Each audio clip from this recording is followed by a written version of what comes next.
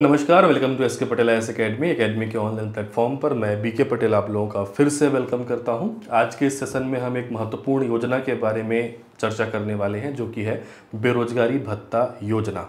छत्तीसगढ़ सरकार के द्वारा बेरोजगारी भत्ता योजना को पुनर्जीवित किया गया है। इससे पूर्व भी बेरोजगारी भत्ता योजना लागू थी, लेकिन कई वर्ष पहले उसको जो है वो आपका समाप्त कर दिया गया था। नवीन नियमों के साथ, नवीन जो आपके कुछ क्राइटेरिया हैं, शर्तें हैं, उनके साथ इस बेरोजगारी भत्ता को वर्तमान राज्य सरकार ने फिर से जो है वो आपका पुनर्जीवित किया है। तो वे सभी जो इसके पात्र हो सकते हैं, अपात्र हो सकते हैं, छत्तीसगढ़ के समस्त नागरिक इस सेशन का लाभ उठाएं।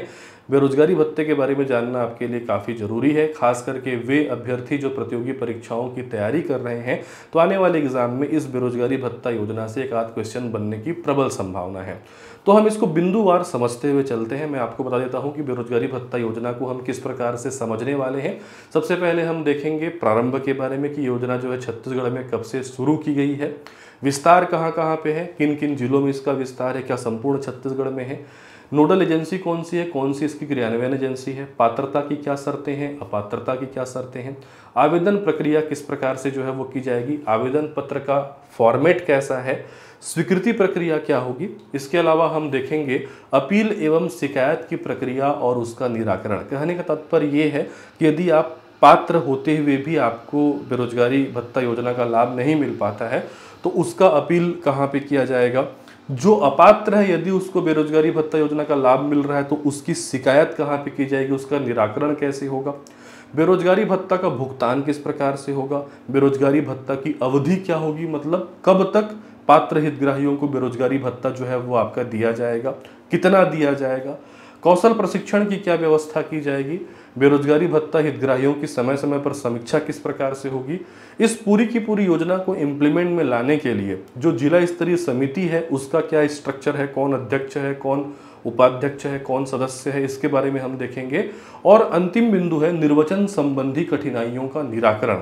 कहने का तात्पर्य यह है कि इस योजना को क्रियान्वित करने में यदि कोई कठिनाई आती है तो उसका निराकरण, अंतिम निराकरण किस प्रकार से होगा। ठीक है, शुरुआत करते हैं। सबसे पहले हम बात कर लेते हैं कि ये योजना शुरू कब हुई है। तो ये योजना शुरू हुई है 1 अप्रैल 2023। इस तिथि को अच्छे से याद रखेंगे। बेरोजगारी भत्ता योजना की शुरुआत कब से हुई है, 1 अप्रैल 2023 से। बात कर लेते हैं कि इस योजना का विस्तार कहाँ कहाँ है। तो ये योजना छत्तीसगढ़ शासन की योजना है, तो इसका विस्तार संपूर्ण छत्तीसगढ़ में है, छत्तीसगढ़ के सभी जिलों में है। राइट, अब हम महत्वपूर्ण बिंदुओं पे बढ़ते हैं। सबसे पहले हम बात करते हैं कि इसके लिए कौन कौन पात्र होंगे। ठीक है, पात्रता की क्या क्या शर्तें हैं। सबसे पहली शर्त यह है कि आवेदक को छत्तीसगढ़ का मूल निवासी होना क्या है, आपका अनिवार्य है। जाहिर सी बात है, प्रदेश सरकार की योजना है, तो प्रदेश सरकार के युवाओं को ही इसका लाभ जो है वो आपका दिया जाएगा। तो आपके पास छत्तीसगढ़ के किसी भी जिले का निवास प्रमाण पत्र होना जो है वो आपका अनिवार्य है। दूसरा जो आपका शर्त है, आवेदन किए जाने वाले वर्ष की 1 अप्रैल को आवेदक की आयु न्यूनतम 18 वर्ष और अधिकतम 35 वर्ष के बीच होनी चाहिए। अर्थात 18 साल से नीचे और 35 साल से ऊपर के जो युवक युवती होंगे उनको इस योजना का लाभ नहीं मिलेगा। आपका जो आयु वर्ग है वो 18 से 35 के बीच होनी चाहिए। जिस साल आप आवेदन कर रहे हैं उस साल की 1 अप्रैल को। राइट, उसके बाद आपको याद रखना है कि जो आपका आवेदक होगा उसका न्यूनतम शैक्षणिक योग्यता क्या होना चाहिए, 12वीं पास। आवेदक जो है किसी भी मान्यता प्राप्त बोर्ड से न्यूनतम हायर सेकेंडरी अर्थात 12वीं की परीक्षा उत्तीर्ण किया हो। ठीक है, अगला जो आपका शर्त यह है कि आपका रोजगार कार्यालय में पंजीयन होना चाहिए। छत्तीसगढ़ के किसी भी जिला रोजगार जो आपका कार्यालय है, मार्गदर्शन केंद्र है, उसमें आप पंजीकृत हो और आवेदन जिस साल आप कर रहे हैं बेरोजगारी भत्ते के लिए उसकी 1 अप्रैल को हायर सेकेंडरी अर्थात 12वीं पास या उससे अधिक योग्यता हो सकता है, आपने ग्रेजुएशन किया हो, पोस्ट ग्रेजुएशन किया हो, उसका रोजगार पंजीयन होना चाहिए और वो 2 वर्ष पहले का होना चाहिए। ऐसा नहीं कि आज आप बेरोजगारी भत्ते के लिए आवेदन कर रहे हैं और 1 महीने पहले ही आपका पंजीयन हुआ हो। पंजीयन कम से कम आपका 2 वर्ष पुराना होना चाहिए। राइट, 1 अप्रैल की तिथि में ये चीज़ें आपको याद रखनी है। 1 अप्रैल की तिथि में आपका जो रोजगार पंजीयन है 12वीं का या उससे ऊपर का, वो जो है 2 वर्ष पुराना होना चाहिए। ठीक, उसके बाद जो अगली पात्रता है कि आवेदक की स्वयं की आय का कोई स्रोत ना हो, मतलब ना तो वो प्राइवेट जॉब में हो, ना तो गवर्नमेंट जॉब में हो, ना ही किसी प्रकार का स्वरोजगार करता हो। इसके अलावा आवेदक के परिवार की समस्त स्रोतों से जो वार्षिक आय है वो 2.5 लाख रुपए से अधिक ना हो। ठीक है, 2,50,000 रुपए से अधिक उसके परिवार की आय नहीं होनी चाहिए। समस्त स्रोत मतलब मान लीजिए किसी के परिवार में जो है दुकान है, कृषि कार्य करते हैं या कुछ भी कार्य करते हैं, तो उन सभी स्रोतों को मिला करके, उन आय स्रोतों को मिला करके उसके परिवार की जो आपकी आय है वो 2.5 लाख रुपए से अधिक नहीं होनी चाहिए। और स्वयं तो बेरोजगार होना चाहिए, ये तो आपका मेन मैंडेटरी है। ठीक है, तो ये हो गई पात्रता की प्रमुख शर्तें। पात्रता की शर्तों से ज्यादा महत्वपूर्ण है अपात्रता की शर्तें, कि कौन कौन इसके लिए जो है वो आपके अपात्र होंगे। तो चलिए आगे बढ़ते हैं और हम देख लेते हैं अपात्रता की शर्तों के बारे में। सबसे पहले, यदि किसी परिवार के 1 से अधिक सदस्य बेरोजगारी भत्ता के लिए पात्र हैं तो भी परिवार के एक ही सदस्य का बेरोजगारी भत्ता स्वीकृत किया जाएगा। ऐसी स्थिति में बेरोजगारी भत्ता उस सदस्य का स्वीकृत किया जाएगा जिसकी उम्र अधिक हो। यदि उम्र समान है तो उम्र समान होने की स्थिति में रोजगार कार्यालय में जिसने पहले पंजीयन कराया होगा उसको बेरोजगारी भत्ता के लिए पात्र किया जाएगा। और यदि उम्र और रोजगार पंजीयन की तिथि दोनों समान है तब की स्थिति में उस सदस्य को पात्र किया जाएगा जिसकी शैक्षणिक योग्यता अधिक होगी। कहने का तात्पर्य क्या है कि हो सकता है किसी परिवार में 1 से अधिक जो आपके सदस्य हैं वो बेरोजगार होंगे, अर्थात बेरोजगारी भत्ते के लिए पात्र होंगे, क्राइटेरिया को फुलफिल करते होंगे, लेकिन इसमें यह नियम रखा गया है कि एक परिवार से एक ही सदस्य को बेरोजगारी भत्ता प्रदान किया जाएगा। तो इसमें क्या किया गया है कि यदि 1 से अधिक लोग पात्र हैं तो उसका बेरोजगारी भत्ता स्वीकृत किया जाएगा जिसकी उम्र क्या होगी, ज्यादा होगी। ऐसा हो कि समान उम्र के हैं तो उस समय देखा जाएगा रोजगार पंजीयन की तारीख को, जिसका रोजगार पंजीयन पहले हुआ होगा उसको स्वीकृत किया जाएगा।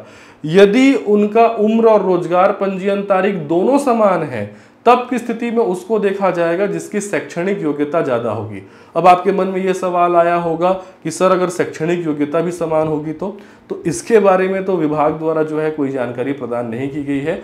उस समय जो आपका रोजगार संचालनालय जो आपका नया रायपुर है उसका निर्णय जो है अंतिम और सर्वमान्य होगा। ठीक है, तो याद रखेंगे एक परिवार से एक ही सदस्य को जो है इस बेरोजगारी भत्ते का जो है आपका लाभ मिलेगा। अगला शर्त क्या याद रखना है, अगला शर्त है कि आवेदक के परिवार का कोई भी सदस्य यदि केंद्र अथवा राज्य सरकार के किसी भी संस्था में नौकरी पेशा है तो ऐसे स्थिति में उस सदस्य का बेरोजगारी भत्ता के लिए वो पात्र नहीं होगा। ठीक है, मतलब आपके परिवार में कोई भी यदि केंद्र सेंट्रल गवर्नमेंट में, स्टेट गवर्नमेंट में कोई भी नौकरी कर रहा है तो उस परिवार का कोई भी सदस्य जो बेरोजगारी भत्ता के लिए पात्र होगा उसको भी बेरोजगारी भत्ता नहीं दिया जा सकता। लेकिन इसमें क्राइटेरिया रखा गया है कि जो चतुर्थ श्रेणी में जो आपके नौकरी पेशा हैं या जो ग्रुप डी की नौकरी कर रहे हैं वो उसको इसमें जो है छूट रखा गया है उनको छोड़ करके। मतलब यदि किसी परिवार में कोई ग्रुप डी में है या फिर चतुर्थ श्रेणी में जो है नौकरी कर रहा है तो उसमें अगर कोई सदस्य बेरोजगारी भत्ते के लिए पात्र होता है तो उसको पात्र किया जाएगा।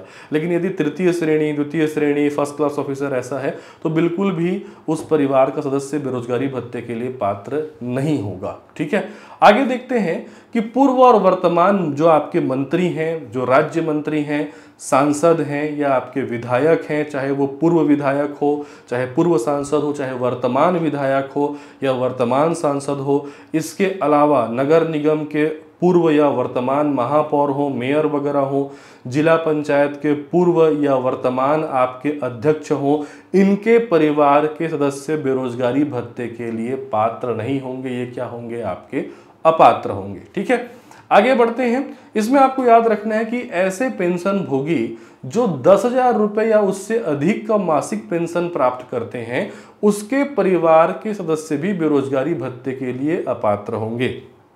किसी के घर में यदि कोई पेंशन प्राप्त कर रहा है और प्रति माह उसकी राशि 10,000 रुपये से अधिक है तो उसके परिवार का कोई भी सदस्य बेरोजगारी भत्ते के लिए पात्र नहीं होगा। यदि पेंशन की राशि 10,000 रुपये से कम है तब की कंडीशन में अगर वो पात्रता रखता है तो बेरोजगारी भत्ते के लिए वो क्या होगा, आपका पात्र होगा। अगला आपको याद रखना है, अन्य पेशेवर व्यक्ति जैसे कि इंजीनियर, डॉक्टर, वकील, सीए अर्थात चार्टर्ड अकाउंटेंट, पंजीकृत जो आपके आर्किटेक्ट हैं, ठीक है, इनको आपका एक अच्छा पेशा माना जाता है। मतलब यहाँ पे मैं इंजीनियर मतलब गवर्नमेंट इंजीनियर, डॉक्टर मतलब गवर्नमेंट डॉक्टर की बात नहीं कर रहा हूँ। वो पेशे उनका, अगर इंजीनियर का कोई पेशा है, ठीक है, मतलब डॉक्टर है, चाहे वो गवर्नमेंट हो, प्राइवेट हो, वकील है, सीए है, आर्किटेक्ट है, इनके परिवार के सदस्य भी बेरोजगारी भत्ते के लिए पात्र नहीं होंगे, ये भी क्या होंगे, अपात्र होंगे। तो ये हो गई अपात्रता की कुछ प्रमुख जो है वो आपके शर्तें। आगे बढ़ते हैं, अब हम देख लेते हैं आवेदन पत्र के फॉर्मेट के बारे में। तो आवेदन का पत्र का फॉर्मेट जो है वो कुछ इस प्रकार से है, जो आपका ऑनलाइन आपको फिल करना है। आवेदन भरने की क्या प्रक्रिया है वो भी मैं आपको थोड़ा सा बताऊंगा यहाँ पे। पहले एक बार मैं आपको आवेदन पत्र का फॉर्मेट थोड़ा सा दिखा देता हूँ कि क्या क्या चीज़ें इसमें आपको जो है फिल करना है। सबसे पहले तो आपका नाम होना चाहिए, आधार नंबर होना चाहिए, रोजगार पंजीयन क्रमांक, दिनांक, लिंग, वैवाहिक स्थिति, पिता पति का नाम, जन्म तिथि, जाति वगैरह इसके बारे में होना चाहिए। इसके अलावा जो है आपका, आप दिव्यांग है कि नहीं, जिला, आपका निवास, वार्ड वगैरह, ब्लॉक वगैरह, ग्राम, आपका पूरा पता, इसके बारे में जानकारी होना चाहिए। आपका बैंक अकाउंट नंबर, उसमें आपका IFSC नंबर, ठीक है, हितग्राही का फोटो, आय प्रमाण पत्र, निवास प्रमाण पत्र, आधार कार्ड, 10वीं 12वीं का प्रमाण पत्र, रोजगार पंजीयन, ये सभी को PDF के रूप में संबंधित आवेदक को जो आपका रोजगार कार्यालय का जो आपका पोर्टल है उसमें ऑनलाइन आवेदन करते समय क्या करना पड़ेगा, आपका अपलोड करना पड़ेगा। तो इसको आप डिटेल में देखना चाहते हैं तो इसका PDF आपको मिल जाएगा। PDF कैसे मिलेगा उसके बारे में मैंने लास्ट में बताया सेशन में, तो वहाँ पे आपको PDF के बारे में जानकारी प्रदान कर दी जाएगी। अब इसमें कुछ और प्रक्रियाएं हैं, उन प्रक्रियाओं को हम थोड़ा सा देख लेते हैं। आवेदन पत्र के फॉर्मेट के अलावा सबसे पहले आवेदक को ऑनलाइन आवेदन करना होगा, ऑफलाइन आवेदन बिल्कुल भी मान्य नहीं होगा।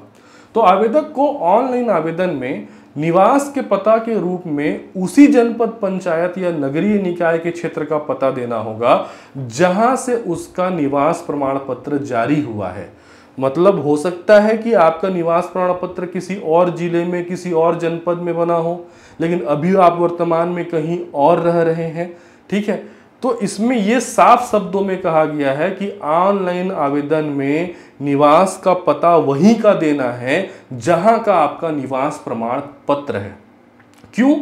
ताकि जब प्रमाण पत्रों का सत्यापन किया जाएगा तो आप जिस जनपद पंचायत या जिस नगरीय निकाय से बिलोंग करते हैं वहां के किसी क्लस्टर में, वहां के किसी संकुल में आपको बुलाया जाए और आपके प्रमाण पत्रों का सत्यापन किया जा सके। यदि आप ग्रामीण क्षेत्र से संबंधित हैं तो किसी न किसी जनपद पंचायत के अंतर्गत वो ग्राम पंचायत आता होगा तो वहाँ पे आपका सत्यापन किया जाएगा। यदि आप नगरीय क्षेत्र से संबंधित है, नगर पंचायत में, नगर पालिका में, नगर निगम में, तो वहाँ किसी बोर्ड आपका जो वार्ड होगा वहाँ पे सत्यापन जो है वो आपका किया जाएगा। तो जहाँ से आपका निवास प्रमाण पत्र जारी हुआ है पता आपका वहीं का यहाँ पे डालना पड़ेगा आवेदन पत्र में, ठीक है।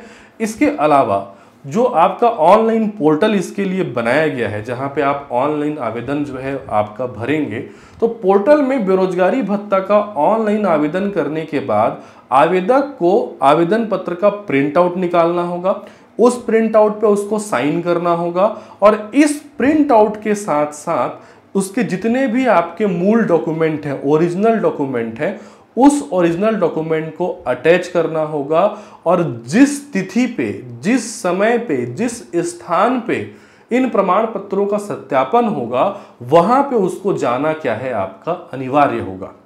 अब इस सत्यापन तिथि की सूचना, उस जगह की सूचना, समय की सूचना आवेदक को कैसे मिलेगी? तो ये सूचना आवेदक को उस ऑनलाइन पोर्टल का जो उसका डैशबोर्ड होगा, जो उसका आईडी जनरेट हुआ होगा, वहाँ पे टाइम, डेट, प्लेस का सूचना मिल जाएगा कि अमुक दिनांक को आपका इस स्थान पे इस समय जो है सत्यापन है, वहां पे आपको उपस्थित होना है। ठीक है, तो ये सब सूचना आपके डैशबोर्ड में सत्यापन तिथि के कम से कम 3 दिन पूर्व जो है वो आपका अवेलेबल हो जाएगी। ऐसा नहीं है कि आज ही सत्यापन है तो आज ही आपको पोर्टल में वो दिखाई दे रहा है, कम से कम 3 दिन पहले वहां पे वो सूचना आवेदक के लिए क्या रहेगी, उपलब्ध रहेगी। ठीक है, तो इस डैशबोर्ड से और क्या जानकारी मिलेगी? ऑनलाइन डैशबोर्ड से आप सत्यापन कराने के बाद आप पात्र हैं कि नहीं, आप अपात्र हैं क्या, अपील अगर आपने किया है तो उस पर क्या निर्णय लिया गया, बेरोजगारी भत्ता अगर आपको मिल रहा है तो कितनी राशि मिल चुकी है, आपके लिए कौन से कौशल प्रशिक्षण की व्यवस्था की गई है, क्या ऑफर आपको दिया जा रहा है रोजगार का, उस सभी के बारे में जानकारी उसी ऑनलाइन पोर्टल के डैशबोर्ड से संबंधित आवेदक को प्राप्त होगी। ठीक है, अब हम देख लेते हैं कि स्वीकृति प्रक्रिया क्या है। तो देखिए, स्वीकृति प्रक्रिया तो विभागीय प्रक्रिया है जो जनपद पंचायत के मुख्य कार्यपालन अधिकारी के द्वारा और नगरीय क्षेत्रों में जो आपके मुख्य नगर पालिका अधिकारी होते हैं जिनको सीएमओ कहा जाता है, उनके द्वारा किया जाएगा। तो उस विभागीय जो आपका प्रक्रिया है उसको डिटेल में आपको जानने की आवश्यकता नहीं है, उसको मैं थोड़ा सा शॉर्ट करके यहाँ पे आपको बता रहा हूँ कि स्वीकृति प्रक्रिया किस प्रकार से होगी। तो आप अगर ग्रामीण क्षेत्र में रहते हैं तो किसी न किसी ग्राम पंचायत में आप निवास करते होंगे और वो ग्राम पंचायत किसी न किसी ब्लॉक में अर्थात जनपद पंचायत के अंतर्गत आता होगा। तो जनपद पंचायत के मुख्य कार्यपालन अधिकारी मेन वहाँ के हेड होते हैं। यदि आप नगरीय निकाय क्षेत्र में निवास करते हैं तो कोई ना कोई आपका सीएमओ होगा, तो सीएमओ अर्थात मुख्य नगर पालिका अधिकारी वहाँ के हेड होते हैं।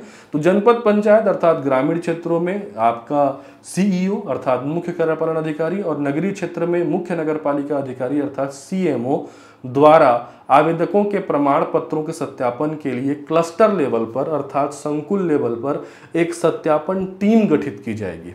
ठीक है, बहुत सारे टीम बनेंगे। नगरीय क्षेत्रों में आपका हो सकता है हर वार्ड में एक टीम हो, जनपद क्षेत्र में 4-5 गांवों को मिलाकर के एक क्लस्टर बना दिया जाएगा, संकुल बना दिया जाएगा, वहां पे सत्यापन करने वाली टीम जो है वो आपका पहुंचेगी। तो ये चीजें किसके द्वारा बनाई जाएंगी? ग्रामीण क्षेत्रों में सीओ के द्वारा और नगरीय क्षेत्रों में सीएमओ के द्वारा। ठीक है, आवेदकों के प्रमाण पत्रों के सत्यापन के लिए उनको बुलाया जाएगा। इसके लिए निर्धारित तिथि, समय, स्थान आदि की जानकारी आवेदक को ऑनलाइन पोर्टल के डैशबोर्ड से प्राप्त होगी, जैसा कि मैंने आपको बताया था। सत्यापन तिथि से कम 3 दिन पूर्व सूचना जो है वो आपके डैशबोर्ड पर क्या होगी, उपलब्ध होगी।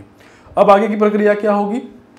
आवेदक को आवेदन के प्रिंट आउट के साथ सभी जो मूल प्रमाण पत्र हैं उनको लेकर के जो सत्यापन तिथि है, निर्धारित स्थान है, समय है, वहां पे आना क्या होगा, आपका अनिवार्य होगा। ठीक है, सत्यापन जो टीम है वो आवेदक के प्रमाण पत्रों का सत्यापन करेगी और उसकी जानकारी वो जनपद पंचायत के सीईओ को या नगर पालिका के सीएमओ को जो है वो आपका प्रदान करेगी। ठीक है, क्लस्टर स्तर पर यदि प्रमाण पत्रों के सत्यापन में संबंधित आवेदक अनुपस्थित हो जाता है, मतलब उस तिथि, उस समय पर, उस स्थान पर वो नहीं पहुंच पाता है, तो वो सत्यापन के लिए अपने जनपद पंचायत में, यदि वो नगरीय निकाय का है तो अपने आपके सीएमओ के ऑफिस में अर्थात नगर पालिका के ऑफिस में वो जो है आपका अपने प्रमाण पत्रों का सत्यापन करा सकता है, वहाँ पे वो आवेदन कर सकता है। लेकिन मान लीजिए कि कोई भी जो आपका आवेदक है वो क्लस्टर लेवल पे जो सत्यापन हुआ था उसमें भी अनुपस्थित रहा, मुख्यालय में अर्थात सीओ के ऑफिस में, जनपद पंचायत में, सीएमओ के ऑफिस में, मुख्य नगर पालिका अधिकारी के ऑफिस में, दोनों में अनुपस्थित रहता है, तो ऐसे में आवेदक का बेरोजगारी भत्ता के लिए वो क्या होगा, अपात्र होगा, क्योंकि आप दोनों जगह क्या रहे हैं, आपके एब्सेंट रहे हैं। ठीक है, उसके बाद आपको याद रखना है कि जो मुख्य कार्यपालन अधिकारी होंगे जनपद पंचायत के, जो सीईओ होंगे, और जो मुख्य नगर पालिका अधिकारी होंगे अर्थात जो सीएमओ होंगे, ये सत्यापन टीम से सत्यापन प्रमाण पत्र प्राप्त करने के बाद इसके आधार पर पात्र हितग्राहियों का और अपात्र हितग्राहियों का जो जानकारी है वो रोजगार कार्यालय का जो आपका पोर्टल है उसमें अपलोड करेंगे, जिसको आवेदक जो है अपने डैशबोर्ड पे देख पाएंगे कि मैं पात्र हूं या अपात्र हूं। ठीक है, इसके बाद हमको जानना है कि अपील एवं शिकायत की प्रक्रिया और उसका निराकरण किस प्रकार से किया जाएगा। इसका क्या तात्पर्य है कि यदि मान लीजिए जनपद पंचायत के मुख्य कार्यपालन अधिकारी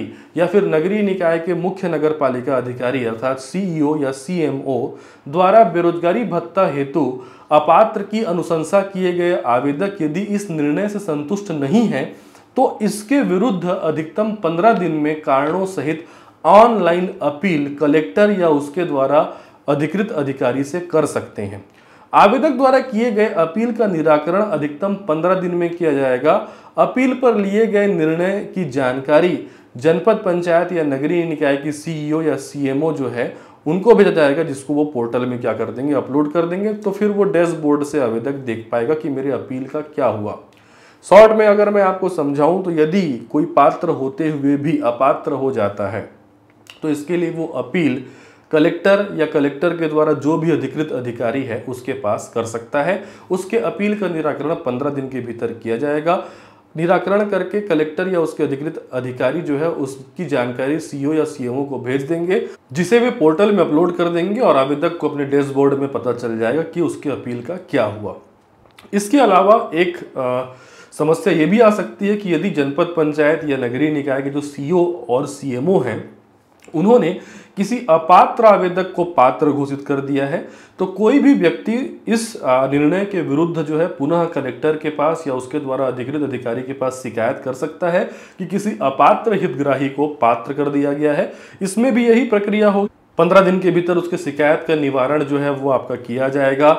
यदि शिकायत में ये सही पाया जाता है कि सही में अपात्र हितग्राही को पात्र कर दिया गया है तो तुरंत उसका बेरोजगारी भत्ता जो है वो आपका निरस्त किया जाएगा और उस संबंधित जो आपके आवेदक होंगे उसके विरुद्ध जो है विधि सम्मत क्या की जाएगी, कार्यवाही की जाएगी। ठीक है, आगे बढ़ते हैं। उसके बाद आप थोड़ा सा जान लीजिए कि बेरोजगारी भत्ता की अवधि क्या होगी। तो संक्षेप में यदि मैं आपको कहूं तो ये बेरोजगारी भत्ता अधिकतम 2 वर्ष के लिए जो है वो आपका प्रदान किया जाएगा। इस योजना के अंतर्गत बेरोजगारी भत्ता के लिए पात्र आवेदक को पहले 1 वर्ष के लिए बेरोजगारी भत्ता देय होगा। यदि हितग्राही को 1 वर्ष की अवधि में किसी लाभकारी नियोजन प्राप्त नहीं होता, मतलब किसी रोजगार में वो नहीं लगता, तो इसकी अवधि को 1 वर्ष के लिए और बढ़ाया जा सकेगा, लेकिन किसी भी स्थिति में ये अवधि 2 साल से अधिक नहीं बढ़ाई जाएगी, अर्थात मैक्स टू मैक्स 2 साल तक बेरोजगारी भत्ता जो है वो आपका प्रदान किया जाएगा। कौशल प्रशिक्षण। कौशल प्रशिक्षण क्या है कि जिन आवेदकों का बेरोजगारी भत्ता स्वीकृत किया जाएगा उन हितग्राहियों को 1 वर्ष के समय अवधि के भीतर कौशल विकास प्रशिक्षण का ऑफर दिया जाएगा। मतलब जो लिवलीहुड कॉलेज होते हैं उसमें किसी भी आप रोजगार के लिए प्रशिक्षण जो है प्राप्त कर सकते हैं, जो भी पात्र होंगे वे। ठीक है, 1 वर्ष के भीतर ये कौशल विकास प्रशिक्षण का ऑफर दिया जाएगा। कौशल विकास प्रशिक्षण के पश्चात उन्हें रोजगार प्राप्त करने में सहायता दी जाएगी। यदि वे कौशल विकास प्रशिक्षण में भाग लेने से इनकार करते हैं या किसी रोजगार का जो ऑफर दिया गया है उसको ठुकराते हैं तो तुरंत उसका बेरोजगारी भत्ता क्या कर दिया जाएगा, बंद कर दिया जाएगा। ठीक है, आगे बढ़ते हैं। बेरोजगारी भत्ता हितग्राहियों की समीक्षा। समीक्षा से तात्पर्य यह है कि हो सकता है कि जिन बेरोजगारी भत्ता हितग्राहियों को बेरोजगारी भत्ता मिल रहा है उनका जो है इस बीच में नौकरी लग जाए, कोई रोजगार मिल जाए, तब की स्थिति में क्या होगा, तो संबंधित जनपद पंचायत या नगरीय निकाय के जो सीईओ और सीएमओ रहेंगे नियमित रूप से प्रत्येक 6 माह में बेरोजगारी भत्ता प्राप्त करने वाले हितग्राहियों की जांच कर यह सुनिश्चित करेंगे कि वे अभी भी बेरोजगारी भत्ता प्राप्त करने के लिए पात्र हैं या नहीं, अर्थात वो अभी भी बेरोजगार हैं या नहीं। ठीक है, जो आपका अपात्र हितग्राही होंगे उनको नोटिस जारी कर सुनवाई पश्चात अपात्र होने की स्थिति में उनका बेरोजगारी भत्ता बंद करने का आदेश संबंधित जनपद पंचायत के सीईओ या नगर पालिका के सीएमओ के द्वारा जो है वो आपका जारी किया जाएगा। ठीक है, अब दूसरी बात ये भी याद रखनी है कि यदि बेरोजगारी भत्ता कोई प्राप्त कर रहा है और यदि इस बीच में उसका कोई नौकरी लग जाता है, कोई स्वरोजगार प्राप्त हो जाता है, तो वह आपका जो हितग्राही होगा स्वयं से बेरोजगारी भत्ता पोर्टल में जाकर के इसकी जानकारी प्रविष्टि करेगा कि मेरे को रोजगार जो है आपका मिल गया है। ठीक है, यदि वो ऐसा नहीं करता है और इसकी जानकारी यदि जनपद के सीईओ को या नगर पालिका क्षेत्र के सीएमओ को प्राप्त होती है कि संबंधित हितग्राही को रोजगार मिलने के बावजूद भी वो बेरोजगारी भत्ता प्राप्त कर रहा है और इसकी जानकारी उसने पोर्टल में नहीं डाली है, तो तुरंत उसका बेरोजगारी भत्ता बंद किया जाएगा। साथ ही साथ उस हितग्राही के विरुद्ध विधि सम्मत क्या की जाएगी, कार्यवाही भी की जाएगी। ठीक है, जिला स्तरीय समिति आप जान लीजिए कि इस पूरी की पूरी योजना को इम्प्लीमेंट में लाने के लिए, इसके व्यापक प्रचार प्रसार के लिए, प्रमाण पत्रों के सत्यापन के लिए मॉनिटरिंग के लिए जिला स्तर पर समिति जो है वो आपका गठित की गई है। इस पे आप एक नज़र डाल सकते हैं कि इसमें जो आपका अध्यक्ष है जिले के कलेक्टर को बनाया गया है, उपाध्यक्ष जो है उस जिले के जिला सीईओ को अर्थात जिला पंचायत के सीईओ को बनाया गया है। बाकी जो प्रमुख प्रमुख विभाग के हेड हैं उनको सदस्य बनाया गया है, जैसे कि नगरीय निकाय के जो आपके नगर निगम आयुक्त होते हैं उनको सदस्य बनाया गया है, जिला रोजगार अधिकारी को सदस्य के साथ साथ सचिव बनाया गया है, महाप्रबंधक जिला उद्योग और व्यापार केंद्र इनको भी सदस्य बनाया गया है, उप संचालक जिला जनसंपर्क कार्यालय को आपका सदस्य बनाया गया है, लीड बैंक के मैनेजर इसमें मेंबर रहेंगे, सहायक संचालक जिला रोजगार कौशल विकास प्रशिक्षण केंद्र इसके आपके क्या रहेंगे, मेंबर रहेंगे। इसके अलावा जो लिवलीहुड कॉलेज के क्या होंगे, आपके प्रिंसिपल होंगे या सहायक संचालक होंगे, उनको भी इसमें क्या बनाया गया, सदस्य बनाया गया है। तो एक अध्यक्ष है, एक उपाध्यक्ष है, बाकी 7 क्या है इसमें आपके सदस्य हैं। और इस पूरी की पूरी योजना को यदि इम्प्लीमेंट में लाने के लिए कोई कठिनाई होती है, निर्देशों को पालन कराने में कोई कठिनाई होती है, तो उसे राज्य शासन के कौशल विकास, तकनीकी शिक्षा एवं रोजगार विभाग को निर्दिष्ट किया जाएगा, जिस पर विभाग का विनिश्चय अंतिम और क्या होगा, आपका सर्वमान्य होगा। ठीक है, कितना बेरोजगारी भत्ता प्रदान किया जाएगा, तो वो राशि है 2500 रुपए। 2500 रुपए की राशि जो है संबंधित के बैंक खाते में प्रदान की जाएगी, ये आपको याद रखना है। बैंक खाते की जानकारी यदि आवेदक आवेदन करते समय गलत डालता है तो इसको एक बार वेरीफाई करेंगे जनपद पंचायत के सीईओ और जो आपके नगर पालिका क्षेत्र के सीएमओ हैं। ठीक है, इसके बावजूद यदि उसका जो आपका बैंक अकाउंट नंबर गलत जाता है तो इसकी पूरी जानकारी जो है आपका आवेदक की होगी। गलत अकाउंट नंबर की जानकारी के साथ यदि उसको बेरोजगारी भत्ता नहीं मिल पा रहा है तो इसमें शासन की कोई जवाबदारी नहीं होगी। किस किस मंथ उसको 2500 रुपये किस किस मंथ मिल रहे हैं, कितना मिला है, इस सभी के बारे में उसको जानकारी जो है पोर्टल के डैशबोर्ड से प्राप्त होती रहेगी। तो इस पूरे के पूरे बेरोजगारी भत्ता योजना के पीडीएफ यदि आप प्राप्त करना चाहते हैं तो ये पीडीएफ आप हमारे जो है टेलीग्राम चैनल से प्राप्त कर सकते हैं। यदि आप टेलीग्राम चैनल से नहीं जुड़े हैं तो आप हमें व्हाट्सअप कीजिए 9691192359 पे और आपको वहां पे इसका पूरा डिटेल पीडीएफ जो है वो आपका प्रदान कर दिया जाएगा। आशा है बेरोजगारी भत्ता के बारे में ये संपूर्ण जानकारी आपको अच्छे से समझ में आई होगी। इसी के साथ मैं बीके पटेल आपसे विदा लेना चाहूंगा। मिलते हैं अगले सीजन में। धन्यवाद, थैंक यू।